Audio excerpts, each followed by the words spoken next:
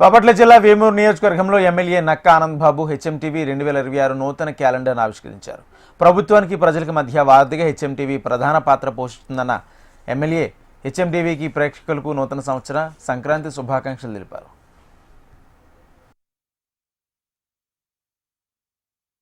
రాష్ట్ర ప్రజానీకానికి హెచ్ఎంటీవీ వీక్షకులకి యాజమాన్యానికి సిబ్బందికి హృదయపూర్వక సంక్రాంతి శుభాకాంక్షలు తెలియజేస్తా ఉన్నా. ఈ సంక్రాంతి అందరి జీవితాల్లో వెలుగులు నింపాలని చెప్పి మనస్ఫూర్తిగా కోరుకుంటున్నాం. గత సంవత్సరం రాష్ట్రంలో కూటమి ప్రభుత్వం చంద్రబాబు నాయుడు గారి నాయకత్వంలో అనేక వినూత్నమైనటువంటి కార్యక్రమాలతో ముందుకెళ్ళడం జరిగింది.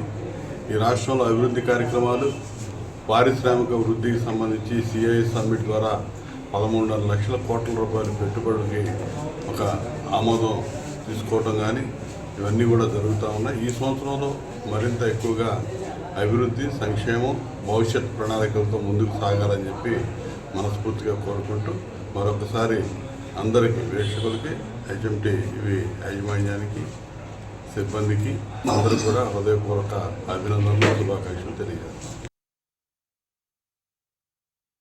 రాష్ట్ర ప్రజానీకానికి